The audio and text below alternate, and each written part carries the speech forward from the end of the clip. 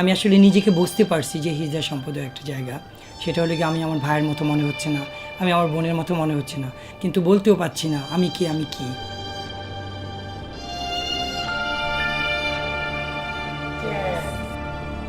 আমার যে গুরুর যেমন 30 জন শিষ্য আছে, আমারও শিষ্য আছে।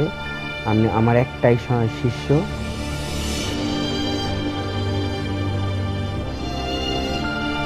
আমাদের সমাজ এখনো পর্যন্ত অত উদার হয়নি যে একটা মানুষকে মানুষ হিসেবে দেখে। আমি তো জানি রাষ্ট্র সমাজ পরিবার যখন সমান হবে তখন আমরা অধিকার পূরণ পাবো।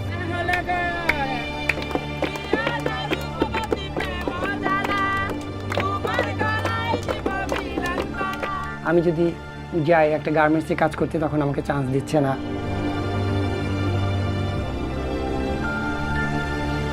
রিক্সাওয়ালা আসতো, একটা অফিসের মালিকও আসতো, দেখা যায় একটা ব্যানারও আসতো, দেখা যায় যে তরকারি বেচে সেও আসতো, মাছও বেচে সে আসতো, মানে বিভিন্ন রকমের ভ্যারাইটিসের লোক আসতো। কেউ বলে কি কয় ভালুয়া, আবার কেউ বলে পারি, আবার কেউ বলে ঠিক আছে ভাই বন্ধু ভালোবাসার মানুষ। তা আমি ওরা ভালোবাসার মানুষই মনে করি। ধরতে গেলে ওই শাড়ি চুরি করে থাকে সেই হিসাবে দেখতে দেখা মেয়ে, কিন্তু আসলে ওরা পুরাটাই পুরুষ পুরার মতো দেখতে, কিন্তু পুরুষ পুরুষের মিলন হয় না। এটা আমাদের জন্য একটা গুণাদার।